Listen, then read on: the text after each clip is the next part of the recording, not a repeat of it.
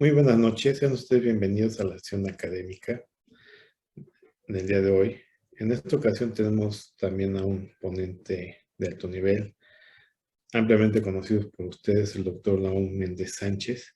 Él es médico internista y gastroenterólogo y hepatólogo por parte de la Universidad Nacional Autónoma de México, jefe de la Clínica de Hígado del Hospital General de México y además profesor de recurso de alta especialidad en hepatología y trasplante hepático por parte de la UNAM. Es ni nivel 1 y en esta ocasión está hablando sobre disfunción metabólica asociada al hígado graso. Un tema de relevancia, espero que satisfaga sus expectativas y adelante. Hola, ¿cómo están todas y todos ustedes? Mi nombre es Raúl Carrillo y a nombre del Colegio de Medicina Interna de México, de su mesa directiva y de nuestro presidente, el doctor Rubén Antonio Gómez Mendoza, les doy la más cordial bienvenida a esta nuestra sesión ordinaria del Colegio de Medicina Interna de México. El día de hoy trataremos un aspecto muy importante, un aspecto que tiene visos a nivel de un problema pandémico, epidemiológico a nivel global, que es lo referente al hígado graso y a sus complicaciones metabólicas. Esta asociación entre alteraciones metabólicas, hígado graso y viceversa, que dan una gran cantidad de problemas a nuestros pacientes. Es de todas y todos conocidos que este problema de sobrepeso, obesidad, síndrome metabólico, hígado graso y diabetes mellitus no disminuye, al contrario, a pesar de una gran cantidad de campañas que echan a andar los gobiernos, las instituciones, tanto públicas como privadas, y cada una y uno de nosotros en nuestro consultorio, vemos con tristeza que no disminuye, que al contrario, día a día los sistemas de salud se ven sobrecargados por las complicaciones de estas graves enfermedades. Y son graves enfermedades porque tarde o temprano pasan la factura y condicionan no solamente una disminución en la expectativa de vida y en la calidad de vida, sino altos costos de inversión en su tratamiento y en la rehabilitación de los pacientes que desgraciadamente la padecen. Por este motivo, el Colegio de Medicina Interna de México, comprometido con la actualización médica continua y con la salud de toda la población, organizó esta sesión relacionada a hígado graso y sus alteraciones, complicaciones metabólicas asociadas. Y qué mejor para impartir este tema que un hepatólogo experto, un hepatólogo reconocido a nivel nacional e internacional en relación a diferentes temas de la hepatología, pero en lo especial al hígado graso y a sus complicaciones metabólicas. Me refiero al doctor Nahum Méndez Sánchez. El doctor Nahum Méndez Sánchez es internista, es un excelente hepatólogo, tiene una gran cantidad de investigaciones y bueno, es parte integral del Sistema Nacional de Investigadores. Estoy seguro que la presentación del día de hoy del doctor Nahum Méndez Sánchez aclarará muchas de las dudas que tenemos en relación a los conceptos actuales de este tema relacionado al hígado graso y a sus alteraciones metabólicas, cómo abordarlas y cómo darles el mejor tratamiento. Será seguramente, como todas las que hemos tenido, una excelente sesión académica. Y ya sin más, los dejo con el doctor Nahum Méndez, distinguido amigo, distinguido hepatólogo mexicano, y bueno, aprenderemos mucho de esta reunión académica. Y ya sin más, los dejo con el doctor Nahum Méndez, sin dejar de decirles que los espero también al final de la sesión en la charla de preguntas y comentarios, en la cual el doctor Nahum Méndez estará con nosotros para aclarar todas las dudas y comentarios. Y ya sin más, iniciamos nuestra charla. Que la disfruten. Hola, ¿qué tal? ¿Cómo están? Antes que nada quiero agradecer al Comité Científico del Colegio de Medicina Interna de México la amable invitación que me hicieron para estar con ustedes. Es un honor para mí compartir esta charla y se trata de la enfermedad de hígado graso asociada a disfunción metabólica, el nuevo término con el que se conoce al hígado graso. En inglés, Metabolic Dysfunction Associated Fatty Liver Disease. Bueno, aquí en los siguientes minutos voy a comentarles pues, qué hay de nuevo en en este tópico, en este campo de lo que es el hígado graso. Este es el contenido de mi charla.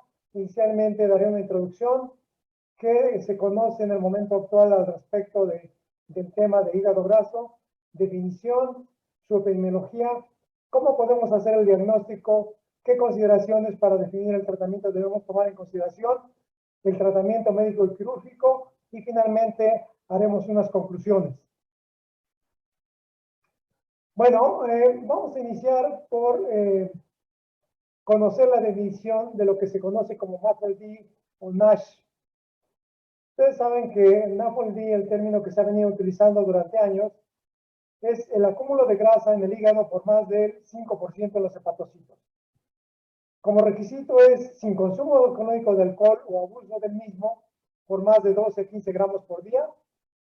También es necesario descartar otras causas de lesión hepática, como sería la hepatitis viral tipo B o C, el uso de fármacos o productos hepatotóxicos y enfermedades autoinmunes.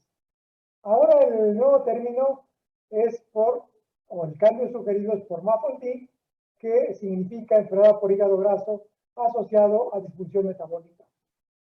¿Qué hay del NASH? El NASH se conoce como esteatopatitis no alcohólica. Su forma es una forma esencialmente del NAFLD, con inflamación y lesión de los hepatocitos, mayor riesgo de progresión a complicaciones como fibrosis, cirrosis y otras más. El cambio que se sugiere es el uso de esteatohepatitis. Ya desde hace tiempo es un poquito la historia de cómo ha venido evolucionando esta terminología.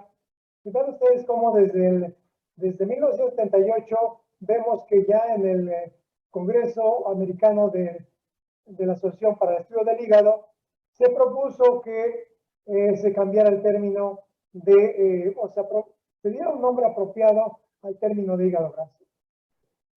Más tarde, el doctor Adler y Schaffner consideraron que fatty liver and hepatitis and cirrhosis podría ser el término más adecuado.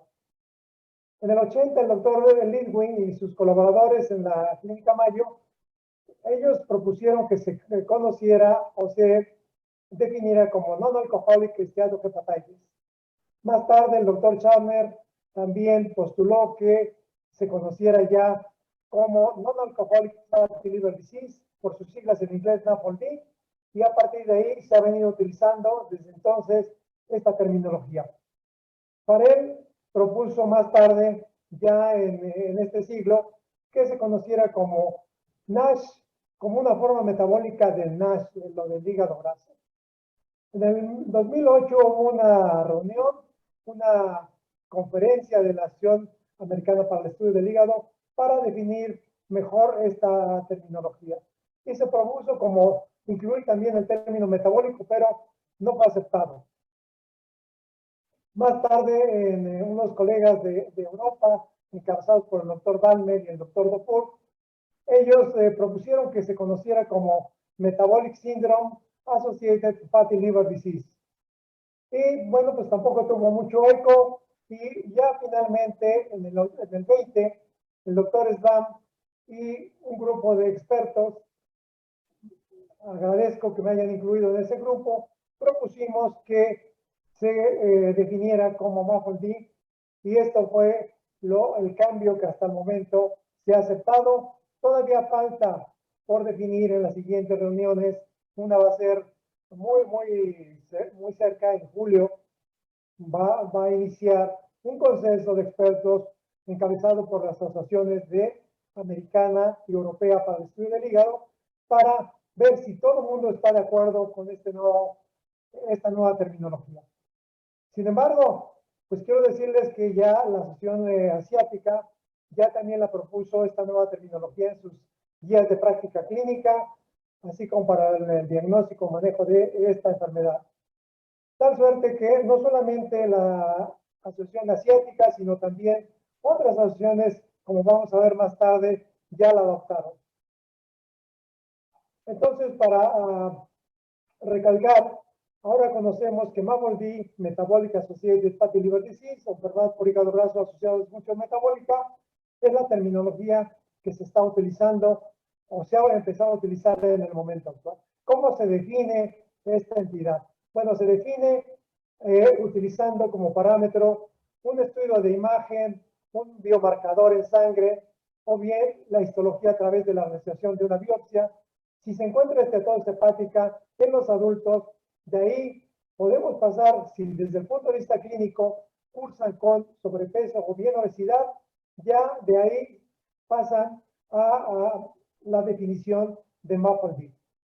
Si nuestro paciente cursa con esteatosis hepática, es diabético, desde ahí también puede pasar directamente a la definición de MAFLD.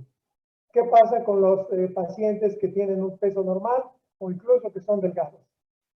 Recuerden que la definición en caucásicos es mayor de 25, los que tienen sobrepeso menor de 25, los que son delgaditos o tienen un peso normal, mientras que en los asiáticos se debe considerar el índice de masa corporal menor de 23 para considerarlos que tienen peso por debajo de lo que se considera como sobrepeso o bien obesidad. En este grupo de pacientes tienen que reunir otros dos anormalidades desde el punto de vista metabólico, como la circunferencia de la cintura, la presión arterial, la concentración de triglicéridos en la sangre, la concentración de HDL, que cursen con prediabetes, que cursen con resistencia a la insulina, o bien que la proteína C reactiva esté incrementada. Si nosotros tenemos esteatosis hepática en este grupo de pacientes y dos criterios de estos, nosotros podemos definir que nuestro paciente cursa con MAFLD. Esta nueva definición sin duda es muy interesante porque hay una mejor comprensión de la fisiopatología, no requiere excluir otras causas como veríamos en la definición de MAFLD. Hay beneficios en cuanto al costo, beneficios de los estudios que se utilizan o se estaban utilizando con el término de MAFLD.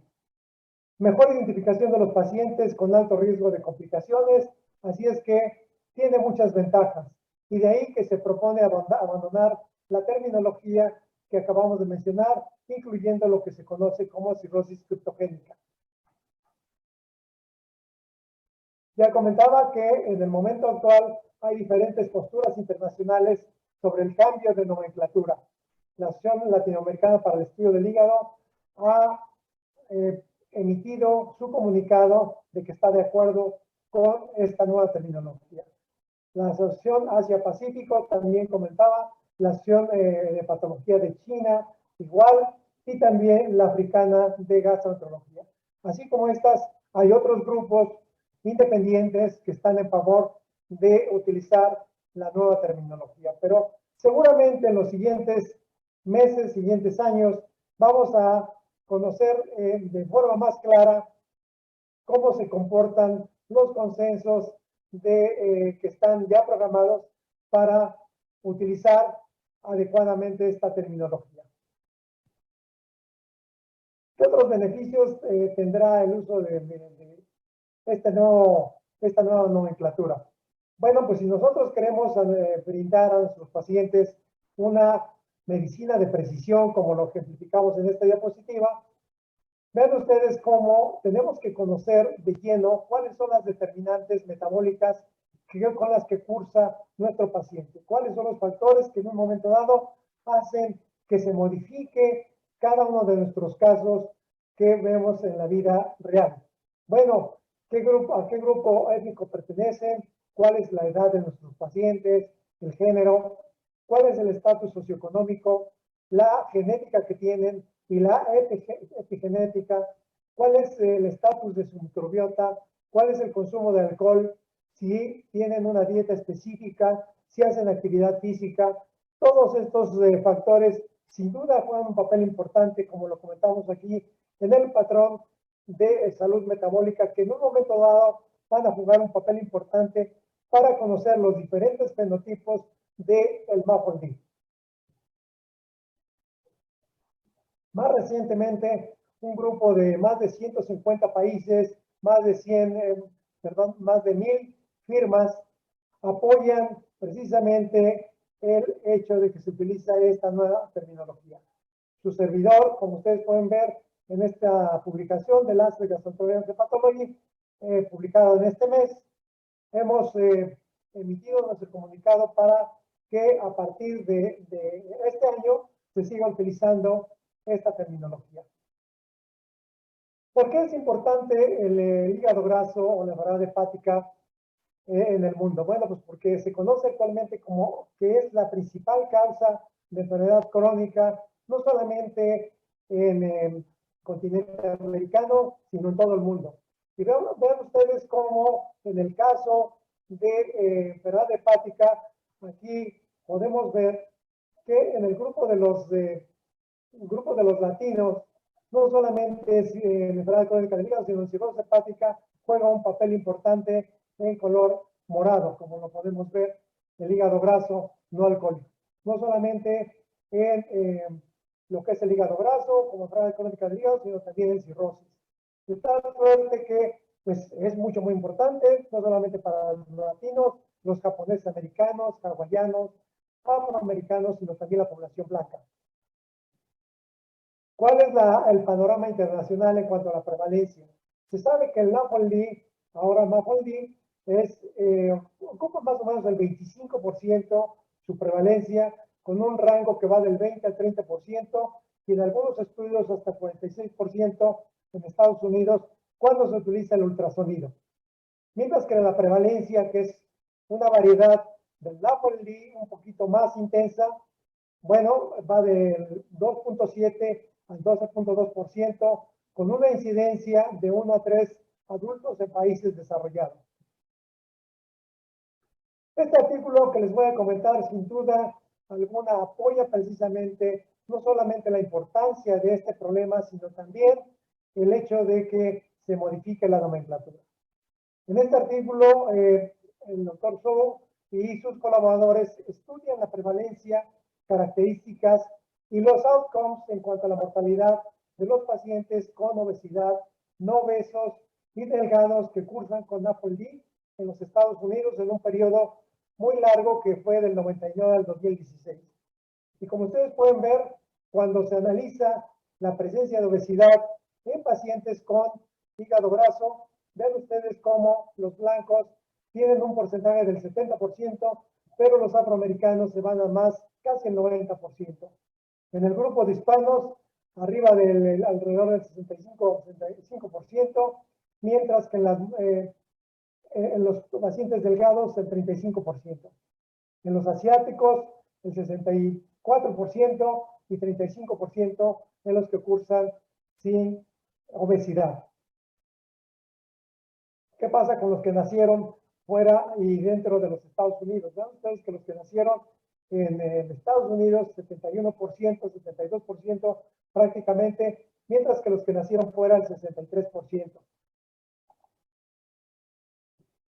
De acuerdo al género y edad, ven ustedes como en los hombres predomina precisamente el porcentaje de hombres con hígado graso, mientras que en las mujeres es mucho mayor, casi el 76%. Mientras que cuando analizamos por grupo de edad, en los menores de 65 años, prácticamente el 75%, y en los mayores de 65 años, 59% respectivamente. ¿Cuáles son los outcomes que se han visto a largo plazo? Esto sin duda es muy importante porque sabemos que siempre que la obesidad pues, juega un papel importante en los outcomes a largo plazo. Sin embargo, aquí en este estudio ven ustedes cómo se comenta que el mayor riesgo fue en sujetos con NAFLD no obesos. No solamente para la mortalidad global, como lo señala en esta gráfica, sino también con un mayor riesgo de enfermedades cardiovasculares, como también estamos viendo aquí en esta gráfica, y también para el desarrollo de problemas o procesos oncológicos en este grupo de pacientes. De tal suerte que tanto el grupo con obesidad como los delgados, siempre y cuando cursen con NAFLD, pues es un riesgo muy alto para tener este tipo de problemas. La asociación que se ha visto entre las causas de cirrosis hepática y el desarrollo de cáncer en estos pacientes a nivel global. Ven ustedes cómo en el caso de cirrosis, aquí analicemos lo que es en Latinoamérica, es un grupo muy importante, en otros, en América Central, del Caribe también, y no solo para eso, sino también para lo que representa como riesgo para el carcinoma hepatocelular, como vemos en la diapositiva. ¿Qué pasa con la prevalencia de NAFLD en Latinoamérica? Pues se ha comentado que incluso es mucho mayor que en el resto del mundo, 30%, con un rango que va desde el 14 al 35% respectivamente, mientras que del NASH del 6 al 18%. Se considera que actualmente es la primera causa de trasplante y la tercera causa como causa de riesgo para el desarrollo de carcinoma hepatocelular. Desde luego que sabemos que la obesidad juega un papel importante y que esto se ha visto que ha aumentado a lo largo del tiempo en la mayoría de los países del continente americano. Esta prevalencia muy alta se obtuvo en pocos estudios, sin embargo, pues fueron con un número de personas importante, número de pacientes importante, y se obtuvo un 30.4%. En Chile particularmente se tiene una prevalencia del 23.4%, y ahí se ha asociado sobre todo a un índice de masa corporal incrementado, al incremento de las enzimas hepáticas, al incremento en la resistencia a la insulina y de la proteína C reactiva, respectivamente. Nosotros tuvimos la oportunidad de hacer este estudio ya hace 8 años que lo publicamos, en donde analizamos la prevalencia de obesidad a lo largo del continente americano, los diferentes países, y de ahí sacamos la prevalencia precisamente de hígado graso. Vean ustedes cómo hay una línea muy interesante en donde el tope está Estados Unidos, Belice, Barbados y México. Y esto van a ver que semeja mucho a lo que se observa en cuanto a la prevalencia de obesidad, como lo vamos a ver en las siguientes diapositivas. Es importante señalar que dentro de las principales causas de muerte en el continente americano, esto son cifras precisamente de la Organización Panamericana de la Salud, vemos que en tercer lugar está la cirrosis hepática y las enfermedades crónicas del hígado. Tan suerte que nosotros estamos viendo no un problema raro, sino un problema con mucha frecuencia en nuestros consultorios, en nuestra consulta diaria en las diferentes instituciones. Aquí les comentaba que la prevalencia normalizada de sobrepeso y obesidad en personas mayores de 18 años en la región de las Américas, esto en el 2014, vean ustedes cómo es muy elevada y concuerda con lo que estábamos comentando de la cifra de NAFLD y obesidad respectivamente en las diapositivas anteriores. Un estudio para señalar la importancia que representan las enfermedades crónicas del hígado y especialmente el hígado graso. Estas cifras, en esta gráfica mostramos el CLD, quiere decir enfermedades crónicas del hígado, analizadas por diferentes periodos de tiempo, del 88 al 94, 99 al 2004, 2005, 2008. Estas son las enfermedades crónicas del hígado y estas son las causas más importantes que se encuentran como etiología de las enfermedades crónicas del hígado. En primer lugar, vean ustedes que el NAFLD en este periodo se incrementa más hasta el 2004 y en el 2008 todavía es más pronunciado. Actualmente están en proceso algunos otros estudios por parte de colegas de los Estados Unidos y seguramente esta barra negra que se ha venido incrementando la vamos a encontrar todavía mucho más alta. Nosotros en México hemos analizado cómo se comportan precisamente las causas o la etiología de la cirrosis en México.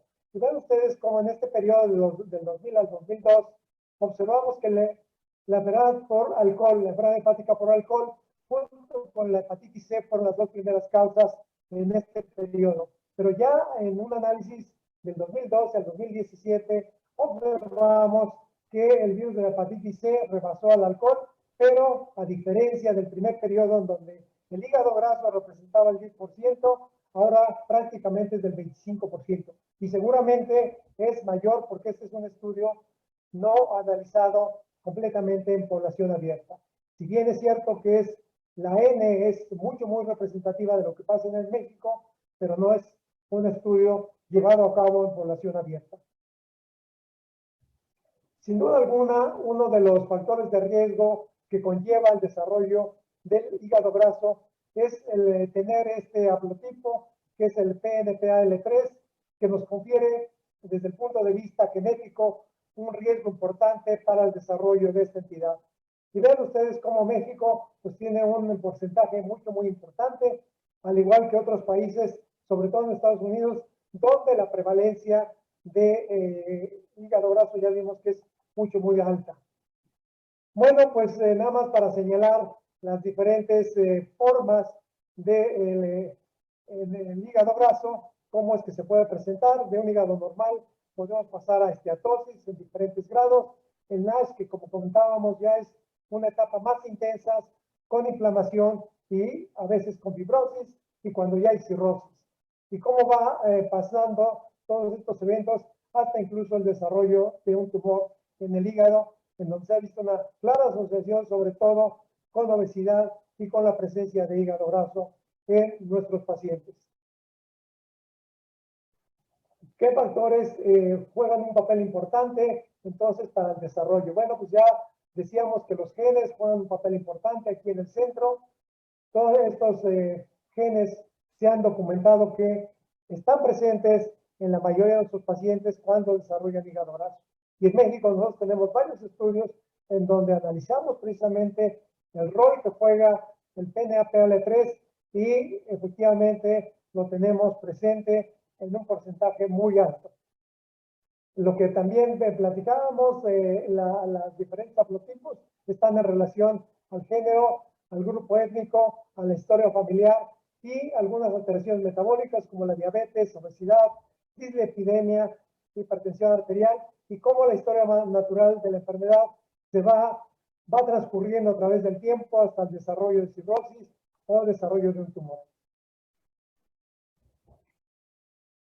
Bueno, ¿qué hacemos ya una vez que hemos conocido estas cifras de prevalencia, las nuevas definiciones, cómo es que se comporta el hígado graso? ¿Qué vamos a hacer ante un paciente cuando se nos presenta en nuestro consultorio o nuestras instituciones y que su diagnóstico fue de manera fortuita? Se le hizo un estudio de ultrasonido y casualmente se encontró que tiene hígado graso. Fue incidental el hallazgo. Bueno, aquí se propone que tenemos que analizar el riesgo que tienen nuestros pacientes. Tiene un riesgo cardiovascular incrementado, lo podemos calcular fácilmente. Podemos echar mano de uno de los biomarcadores séricos que actualmente tenemos disponibles, como sería el APRI, sería el NAFLD, SCORE, la elastografía, que es el FibroScan, o bien tener otro análisis para ver qué vamos a hacer con nuestros pacientes y si requiere o no de un estudio más detallado. Estos son los biomarcadores que podemos utilizar en suero y que son no invasivos y que nos van a dar información muy importante para definir qué vamos a hacerle a nuestro paciente. Estos son los que acabo de comentar: el APRI, el VAR, el FIT4, el score de NAFLD. Son los más frecuentemente utilizados. Hay otros que son que estudian directamente qué es lo que pasa con los componentes de la fibrosis. Son un poquito más caros, efectivamente tienen una sensibilidad más alta, un valor predictivo negativo también más alto, pero no están disponibles en todos los lugares. La elastografía que se ha venido utilizando ya desde hace tiempo, pues en el momento actual ya hay muchos equipos a lo largo del país y en todo lo que es Latinoamérica. Es un estudio no invasivo, determina el grado de esteatosis hepática de nuestros pacientes, así como el grado de fibrosis. Y dependiendo de los kilopascales que encontremos, pues vamos a definir si tiene o no fibrosis, si la fibrosis es leve, si es moderada, si es severa o ya cursan con cirrosis. Acuérdense ustedes que el estándar de oro es la biopsia hepática. pero la biopsia hepática actualmente solo se utiliza en aquellos pacientes en donde hay duda en su diagnóstico, o bien en los estudios que se hacen con fines de investigación, sobre todo para el uso de nuevos medicamentos que están ensayando en todo el mundo. ¿Qué vamos a hacer entonces con los pacientes desde el punto de vista terapéutico? Bueno, el primer paso a seguir es un cambio en el estilo de vida. Posteriormente podemos utilizar un tratamiento farmacológico e incluso un tratamiento quirúrgico. ¿Cuáles son los componentes más importantes que debemos tener en cuenta para tratar a nuestros pacientes? Bueno, si vamos a hacer un cambio en el estilo de vida, vamos a restringir el aporte de las kilocalorías que están consumiendo nuestros pacientes, la fructosa, el consumo de alcohol, el consumo de café, la combustión de los macronutrientes que en un momento dado pueden estar consumiendo, así como la actividad física que debemos recomendar.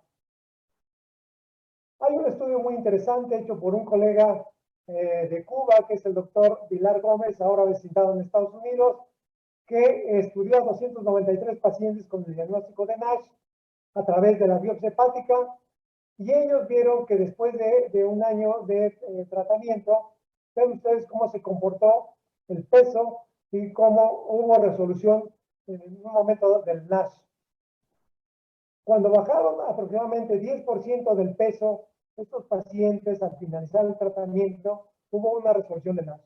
Una mejora en el NASH score, que es un score que analiza los diferentes componentes desde el punto de vista histológico de las alteraciones en el NAPOLI, cómo mejoran de manera importante con la reducción del 10% del peso. Cómo mejoran la cantidad de grasa, que es la esteatosis, la inflamación lobular. También es importante comentar la mejora en el abalonamiento de los hepatocitos y en el estado de fibrosis de los pacientes que se sometieron a este tipo de tratamiento.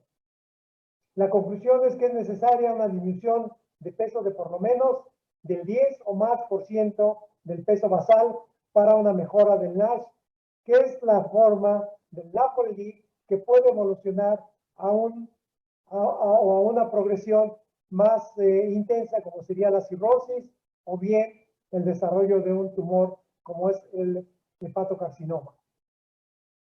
Todos sabemos también que las guías de tratamiento que conocemos de la AJA y de otras entidades del Colegio Americano de Cardiología postulan que para que haya una pérdida de peso, pues debe de haber un déficit importante de kilocalorías, en la mujer de 1.200 a 1.500 calorías y en el hombre de 1.500 a 1.000. Se podrían prescribir estas dietas y con esto poder realmente reducir el peso de nuestros pacientes. Para el tratamiento también es importante tomar en cuenta pues cuáles son los factores o bien los mecanismos que conllevan en la fisiopatología al desarrollo de hígado graso. La lipogénesis, como ustedes saben, es una piedra angular, el metabolismo de los ácidos biliares, que desde luego forman parte importante en la fibrogénesis, el metabolismo de la glucosa y en la regulación de la misma. ¿Cuáles son las recomendaciones desde el punto de vista farmacológico en el momento actual? Y yo les diría que de esta lista prácticamente podemos decir que solo la vitamina E y la pioglitazona. Todos los demás, bueno, los análogos del GLP-1, también como vamos a ver más tarde, serían vitamina E, pioglitazona y estos análogos. Hay otros que están en estudios, que son el ácido betocólico, pero que todavía no hay datos contundentes y todavía no es aprobado por la FDA para tratar el hígado graso. Les comento este estudio que ya tiene más de 10 años, que fue publicado por el grupo del doctor Sanyal, en donde utilizaron pioglitazona, vitamina E y lo compararon con placebo en pacientes con NASH.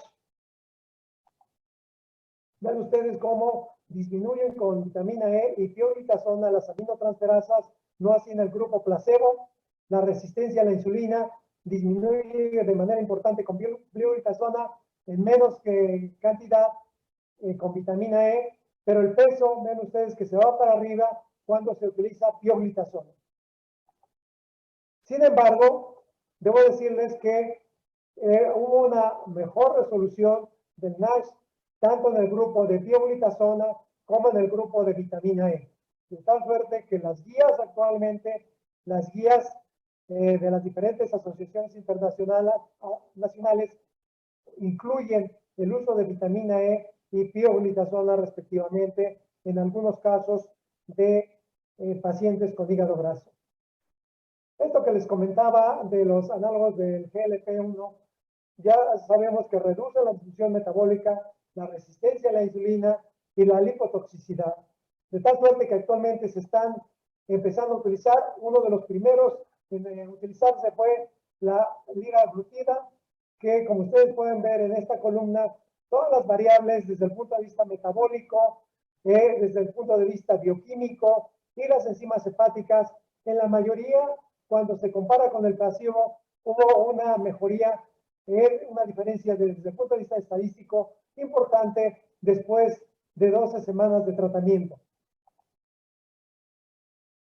Ven ustedes también otros marcadores de inflamación y benéficos como la adiponectina, cómo se incrementa en los pacientes que reciben la liraglutida y comparativamente con los que reciben nada más placebo, mientras que la leptina disminuye, sabemos que la leptina pues es una hormona que está involucrada en la fibrogénesis y que en estos pacientes disminuye, así como el factor de necrosis tumoral también disminuye y la interleucina 6 respectivamente. Cuando se analizan diferentes parámetros, sobre todo la cantidad de grasa, los ácidos grasos, ven ustedes cómo hay una diferencia importante en condiciones basales, la cantidad de insulina, con una gran cantidad de insulina cuando se utiliza la liraglutida comparativamente con el placebo. Tal suerte que en un futuro, uno de los medicamentos que vamos a estar viendo con más frecuencia a utilizar, es el uso de estos medicamentos. Este es un estudio que se publicó el año pasado, en donde se utilizó precisamente la semaglutida comparativamente con el placebo y en pacientes con NASH. Ven ustedes cómo el porcentaje de pacientes que resolvieron el NASH pues es casi del 60% comparativamente con el placebo. Cuando vemos la mejoría en cuanto a la fibrosis, que es una de las variables más importantes en los outcomes en cuanto a la mortalidad y complicaciones, aquí no hubo tanta diferencia por el tiempo quizás que utilizaron el medicamento, pero al igual que en la liraglutida, ven ustedes como la disminución de las aminotransferasas es muy importante. Y cuando se han hecho, ya se apareció un metaanálisis del uso precisamente de estos análogos del GLP-1, y ven ustedes cómo el uso de estos medicamentos pues está muy a favor de utilizarlos en el tratamiento del NAFLD.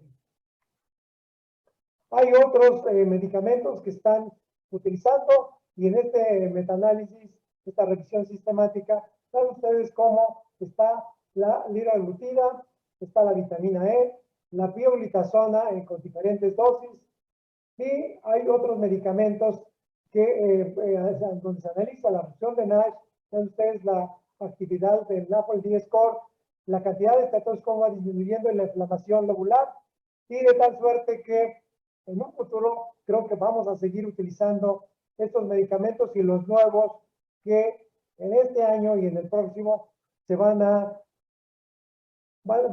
ser analizados por la FDA y seguramente aprobados. El abandonamiento de los hepatocitos, también vean ustedes cómo con estos medicamentos que comentamos hay una fuerte reversión, así como en la fibrosis. Todavía no hay un estudio contundente en donde la fibrosis disminuya de manera dramática, pero sí con estos medicamentos. La cirugía bariátrica, pues como ustedes saben, la dejamos para pacientes que cursan con obesidad mórbida en diferentes grados y en donde se ha visto en diferentes estudios, nosotros hicimos este metaanálisis que no solamente tiene un efecto directo sobre el peso, sino sobre el metabolismo de la glucosa y los efectos sobre la hipertensión. Y después de ser intervenido quirúrgicamente con algunos procedimientos bariátricos, pues tenemos beneficios importantes en este grupo de pacientes. Deben ser supervisados, desde luego, por los colegas de endocrinólogos, el hepatólogo y el experto en la cirugía bariátrica para tener los resultados contundentes o benéficos que estamos buscando con el uso de este tipo de cirugía. Por lo anterior, podemos concluir que el MAPLD es la nueva definición que suple el NAFLD. MAPLD es la causa más importante de enfermedad hepática crónica en el momento actual. La esteatohepatitis es una condición clínica que puede progresar a cirrosis o bien al desarrollo de un tumor del hígado. Sus complicaciones más frecuentes son cardiovasculares, renales y oncológicas, como ya vimos. El cambio del estilo de vida es la primera línea de tratamiento y el tratamiento farmacológico es una opción que pronto tendremos. Ya la tenemos con algunos medicamentos, pero que todavía no es para todos los fenotipos con NAFLD. Y la cirugía bariátrica está indicada de acuerdo al grado de obesidad y en casos específicos. Muchas gracias por su atención.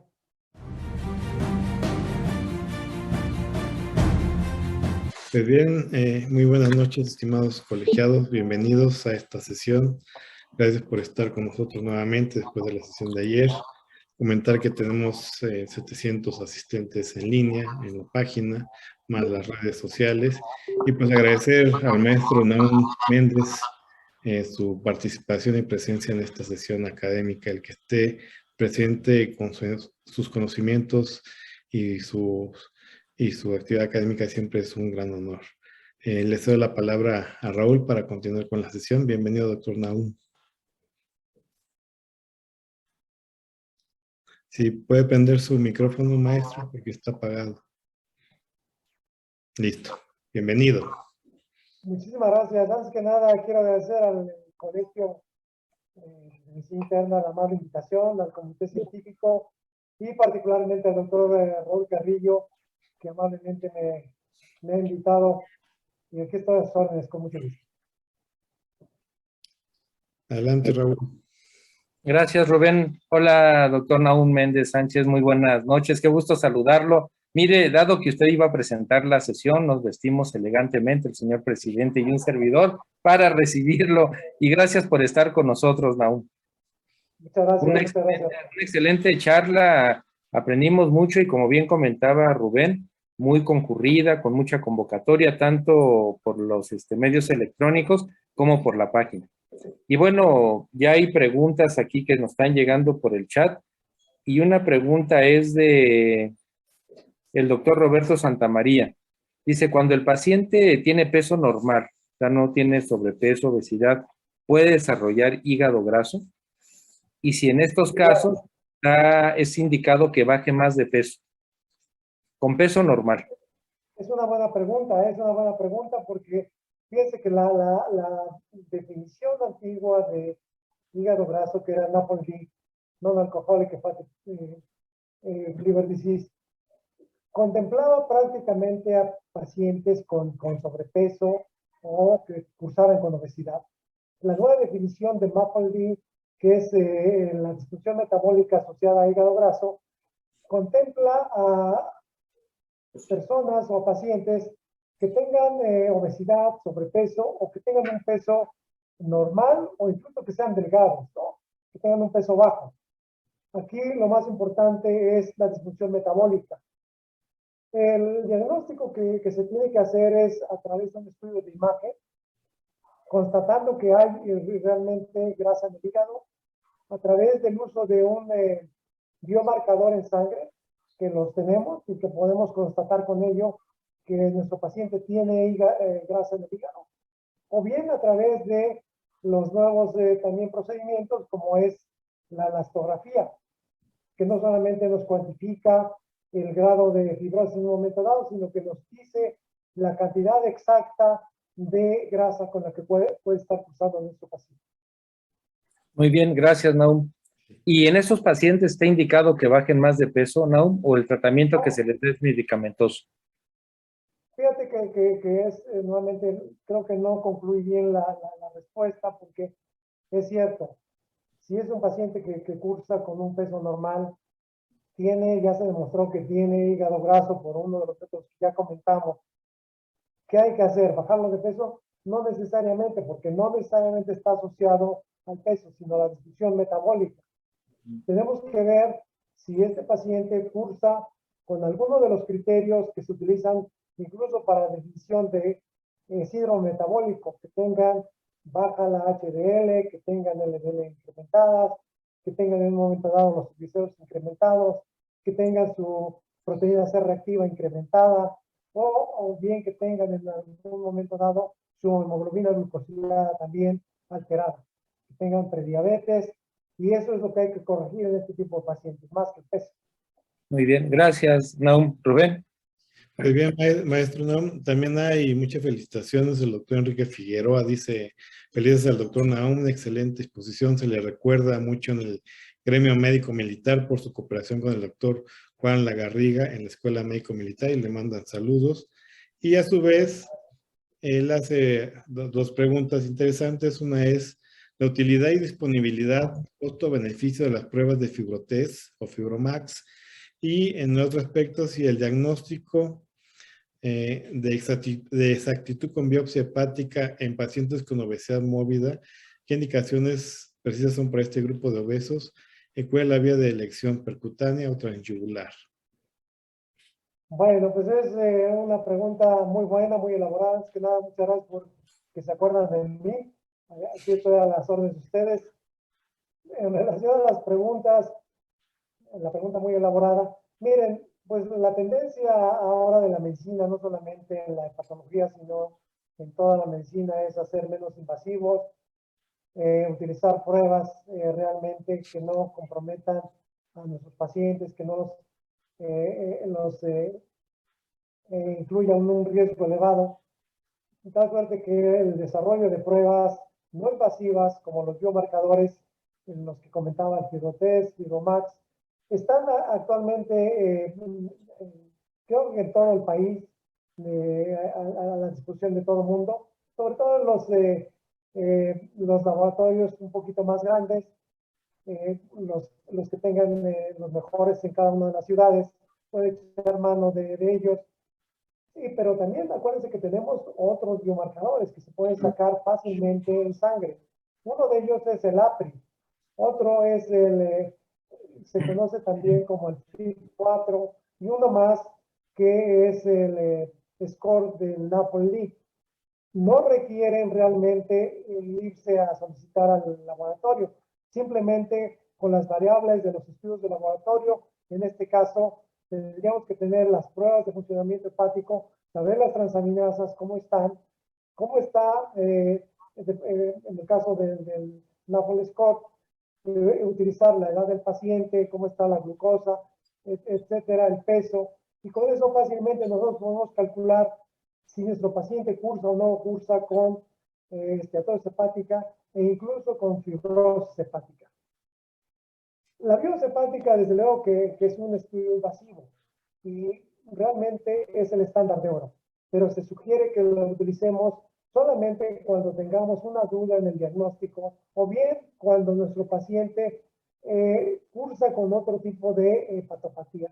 La nueva definición de MAP-Lee incluye no solamente a tener hígado graso, sino tener también concomitantemente alguna hepatitis de tipo viral, ya sea B o C, o incluso un problema autoinmune que concomitantemente lo están presentando, y que para diferenciar cuál es el que predomina, pudiéramos echar mano de la biopsia hepática.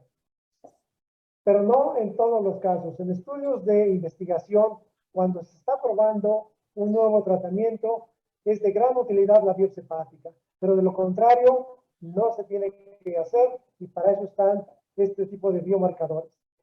Por otro lado, si nosotros queremos hacer una biopsia hepática, y sobre todo en un paciente con obesidad mórbida, pues ahí, como ustedes saben, hay muchos estudios que nos indican que pues, la biopsia hepática se puede hacer durante la cirugía, y a partir de ahí ver con qué grado de esteatosis hepática cuenta nuestro paciente, si tiene o no fibrosis, qué grado de fibrosis tiene, de tal suerte que no tendríamos que hacerle por vía percutánea ni vía transyugular. La biopsia hepática por vía transyugular está reservada en aquellos pacientes que tienen una hepatopatía pues un poquito ya avanzada o bien una insuficiencia hepática y en donde pues tenga alteraciones en la coagulación y que impida el hecho de que se lleve a cabo una biopsia percutánea guiada por ultrasonido, sino que se tiene que hacer a través precisamente de vía transyugular. Muchas gracias, doctor Naum. Raúl. Gracias, Rubén. Otra pregunta también del doctor Enrique Figueroa, que la comparte con el doctor Germán Burgos Naum. El papel de los inhibidores de la SGLT2 en tratamiento de hígado graso y también si tiene alguna utilidad o algún nivel de evidencia el uso de silimarina. Bueno, fíjense que son buenas preguntas para el manejo de nuestros pacientes, efectivamente. Como ya comentábamos hace un momento en la charla y aquí en las preguntas que amablemente nos han hecho, la disfunción metabólica pues implica pues, alteraciones, ya comentábamos, en la glucosa. Y para el tratamiento de esa disfunción metabólica, pues hay una amplia gama, afortunadamente, de medicamentos que pudiéramos echar mano para el control de la disfunción metabólica. ¿Qué pasa para el control no solamente de la disfunción metabólica, sino para tratar la esteatosis hepática y sobre todo la fibrosis? ¿Qué es lo más preocupante en un paciente con MAPLD? La fibrosis hepática. ¿Por qué? Porque son esos los pacientes que van a progresar en un momento dado hacia un problema de cirrosis, hacia un problema del desarrollo de un carcinoma hepatocelular. Entonces, lo que tenemos que hacer es evitar la progresión. Tratar, por un lado, la disfunción metabólica, pero hay algunos medicamentos, por ejemplo, los análogos de los GLP-1, que están dando muestras de no solamente mejorar las disfunciones metabólicas, sino también de mejorar la fibrosis hepática e impedir la progresión de la misma. Tenemos otros medicamentos que particularmente solamente se utilizan para la disfunción metabólica. ¿Qué pasa con otros productos que pues tienen desde el punto de vista experimental, estudios in vitro, en donde se ha documentado que son de gran utilidad, por ejemplo, la silimarina? Es bien cierto, hay estudios experimentales que demuestran cómo puede evitar la progresión de la fibrosis hepática, pero en estudios ya clínicos hechos en pacientes con fibrosis, estudios comparativos con placebo o con otro medicamento, desafortunadamente no han dado los resultados que vemos de manera experimental, en los estudios experimentales, mejor dicho. De tal suerte que nosotros pudiéramos sugerirlo solamente concomitantemente, a veces con algún tratamiento específico, pero no como un tratamiento de monoterapia o como tratamiento único para el hígado graso. Ok, no, muchísimas gracias. Rubén. Pues siguen habiendo preguntas, maestro, incluso en las redes sociales.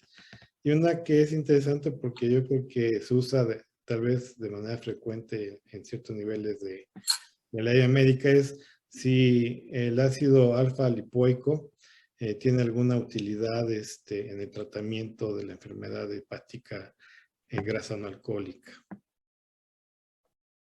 Bueno, pues sí, afortunadamente, miren, aquí en México y en el mundo tenemos diferentes medicamentos, diferentes fórmulas que se consideran como hepatoprotectores.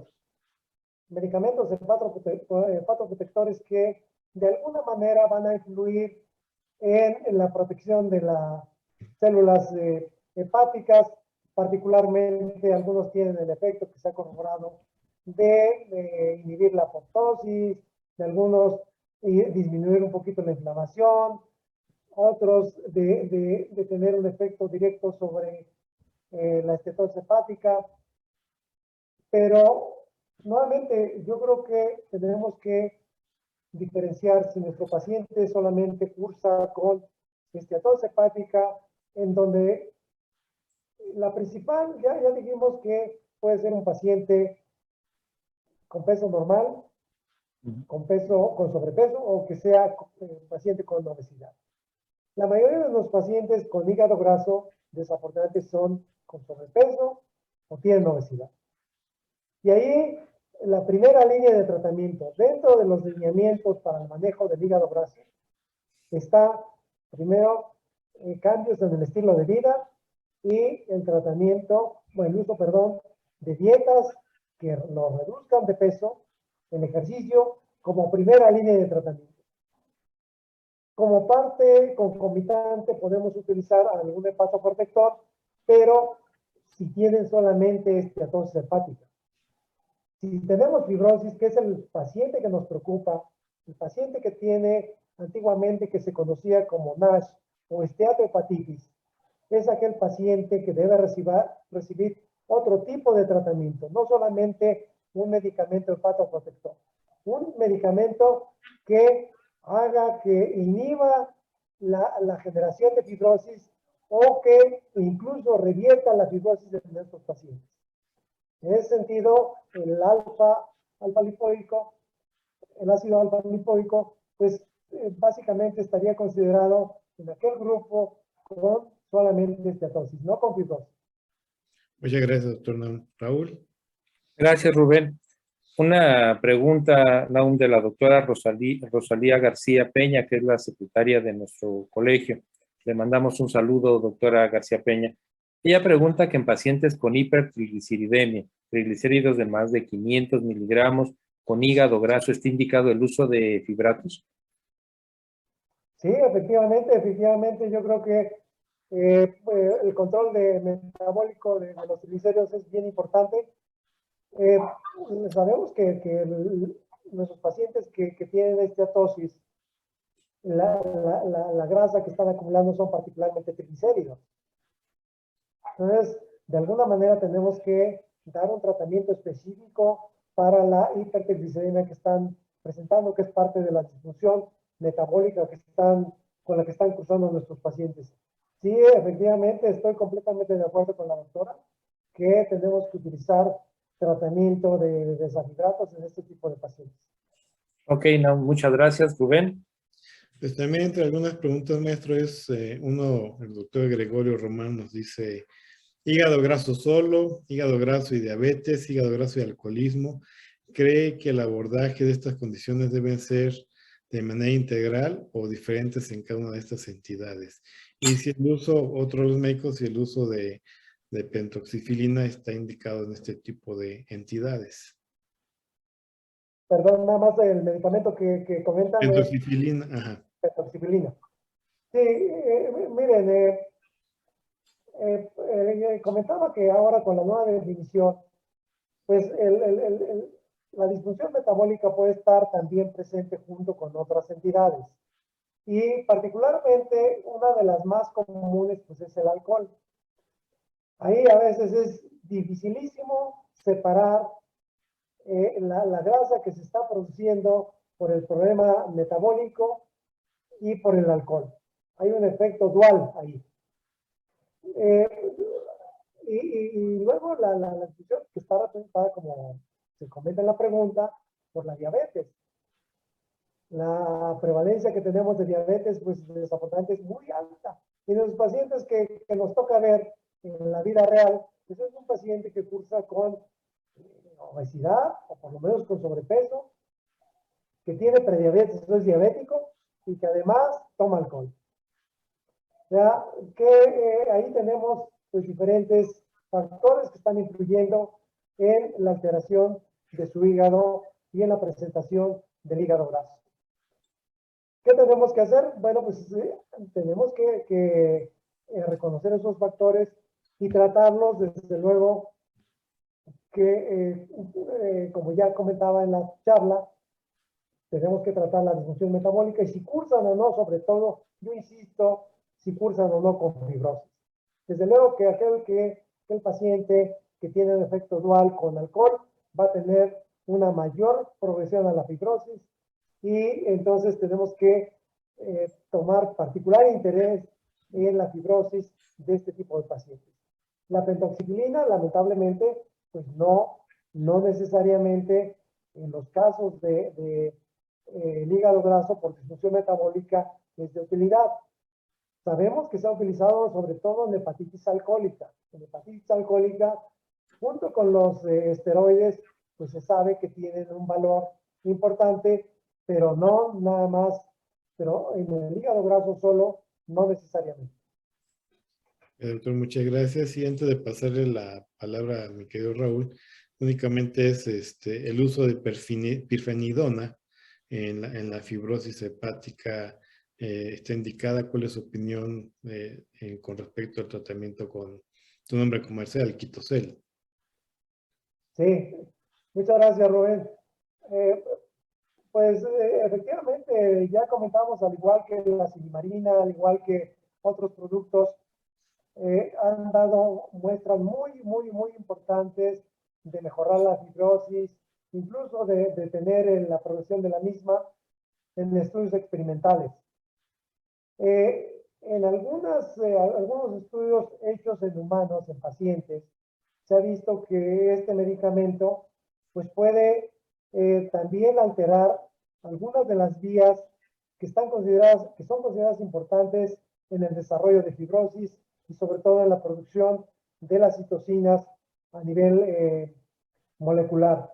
Estas vías metabólicas, sobre todo, sabemos que sobre todo el factor de crecimiento, es el beta, es el más importante en el desarrollo de la fibrosis al estimular directamente las células estelares y con ello inducir la fibrosis.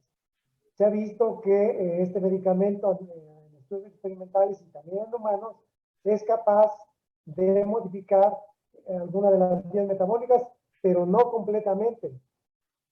De tal suerte que la respuesta que tienen nuestros pacientes, sobre todo se ha utilizado ya en hepatopatía avanzada, en cirrosis, no ha dado las muestras que nosotros quisiéramos, porque nosotros quisiéramos un medicamento el cual pudiéramos ofrecer a los pacientes y no solamente detener la fibrosis, sino revertir la fibrosis.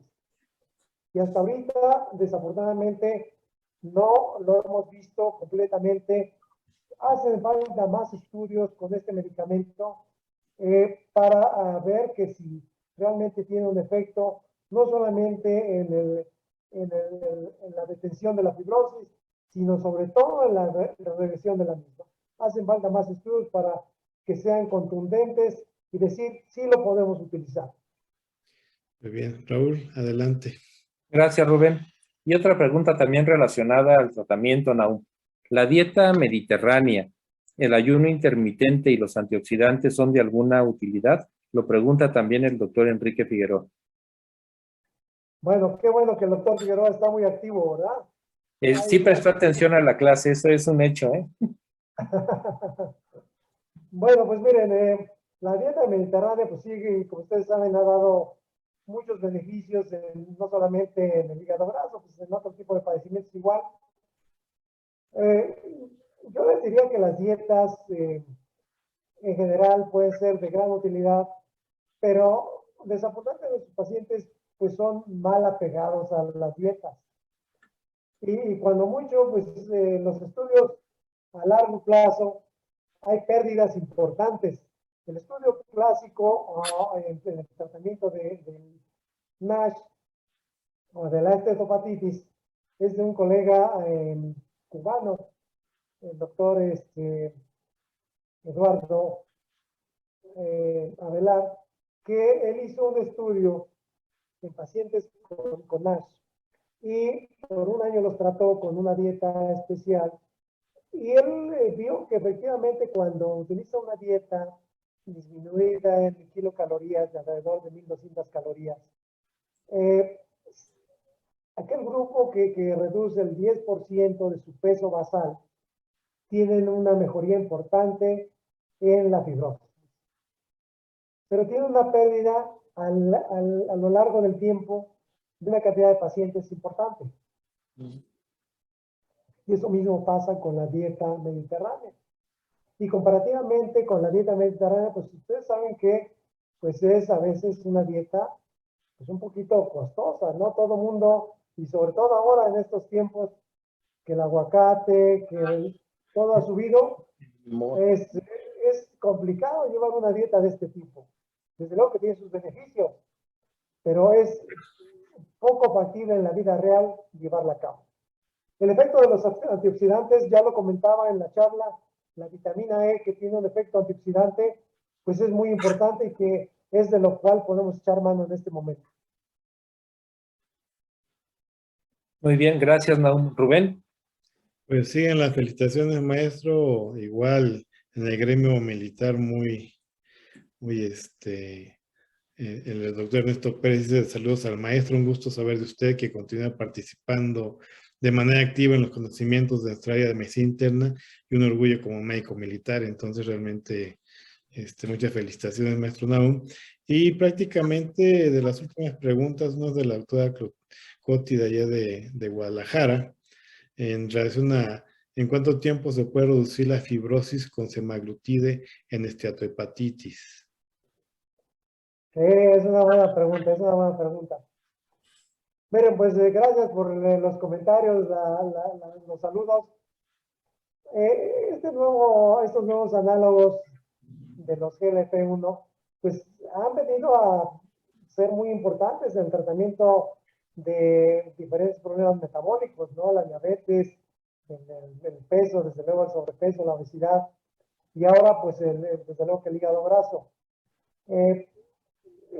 Los estudios que se han hecho no van más allá de medio año, y lo que se ha visto a lo largo de los diferentes estudios que evalúan la regresión de la fibrosis o la detención de la fibrosis, la mejoría, no es de menos de 6 meses. De 6 meses hacia adelante. De 6 meses, un año, año y medio. No antes, porque no hay cambios significativos. Muchas gracias, maestro. Y de las últimas preguntas, estimado Raúl. Pues mire, estoy viendo el abordaje. Del ácido urso de oxicólico. ¿Tiene alguna utilidad? Pregunta uno de los colegas que están aquí siguiéndonos por los medios electrónicos, el doctor José Manuel Flores. Muchas gracias, Raúl y doctor Flores. Miren, el ácido urso desoxicólico pues es un excelente hepatoprotector. Lo utilizamos muy común, es el gold estándar en el tratamiento de la colonitis biliar primaria. Es de primera línea que utilizamos, así como en otras hepatopatías, pero desafortunadamente en los estudios que se han hecho a lo largo del tiempo, en los últimos 10 años, 15 años yo diría, con ácido urso desoxicólico, en pacientes con hígado graso y sobre todo con NASH, con esteatohepatitis, no ha dado las muestras que quisiéramos en relación a la detención o la progresión de fibrosis. Nuevamente, si no tenemos ante nosotros un paciente con una esteatosis hepática simplemente, pero que no tiene fibrosis, pudiera ser de gran utilidad. ¿Por qué? Porque nos ayuda no solamente a proteger a nuestro hígado, las alteraciones en cuanto a las transaminasas las puede normalizar, pero no es el tratamiento desafortunadamente óptimo para pacientes con fibrosis. Ok, gracias, Nahum. Rubén. Pues creo que hemos dado conclusión a todas las preguntas del chat. Muchas felicitaciones, maestro Nahum. Por mi parte es agradecerle que haya estado con nosotros en esta sesión y estaremos muy contentos de estrecharle la mano y saludarnos personalmente en nuestro curso internacional de medicina interna que estará en breve en Boca del Río, Veracruz. Y pues bueno, cedo la palabra a Raúl, que por ahí le pidieron que emitiera un mensaje en relación al Mediaeuro también. Muchas gracias, doctor Gómez. Y bueno, también gracias, Nahum, por tu tiempo y por esta excelente charla que impartiste, muy concurrida, una buena cantidad de colegas que se agregaron por los medios electrónicos para seguir esta sesión ordinaria de nuestro colegio. Y bueno, también para recordar a todos nuestros colegas que ya estamos muy cerca de nuestro curso internacional de medicina interna, que va a ser en Boca del Río, Veracruz, del 22 al 25 de junio. Y por supuesto, y como lo comentó el doctor Rubén Antonio Gómez Mendoza, presidente del colegio, el doctor Nahum Méndez va a estar con nosotros precisamente en un módulo de hepatología. Así que seguiremos aprendiendo ahí en Boca del Río de todos tus conocimientos, Nahum, y del grupo de hepatólogos que van a estar en esa reunión. Entonces, apunten la fecha todos los colegas, ya pueden ver el programa completo en el micrositio de nuestra página, y bueno, los esperamos en Boca del Río. Bien, y ya únicamente es comentarles que, pues bueno, en Jalisco, la Asociación Jalisciense de Medicina Interna, que es filial de nuestro Colegio de Medicina Interna, está desarrollando el Mediauro los días 26 y 27 de este mes. Ellos solicitan, pues bueno, que hagamos difusión a través de este medio de su evento, que realmente vale la pena, este Mediauro. Y si ingresan a su página, que es ajmi.com.mx, podrán acceder a este congreso virtual con la Sociedad Española de Medicina Interna. Y sí me gustaría, para terminar, que el doctor y maestro Nahum nos expresara las últimas palabras para dar por concluida esta sesión del día de hoy. Pues antes que nada agradecer nuevamente al colegio la amable invitación. Es muy estimulante escuchar el número de colegas que están al pendiente de las sesiones. Sin duda alguna, yo siempre he dicho que el colegio es muy taquillero en todos los eventos que organiza, y sobre todo ahora con gente joven como ustedes que le están echando pues muchas ganas ahí a las actividades académicas. Yo creo que es lo que distingue al colegio. El colegio es muy académico, lo ha demostrado y lo sigue demostrando actualmente, y muchas felicidades.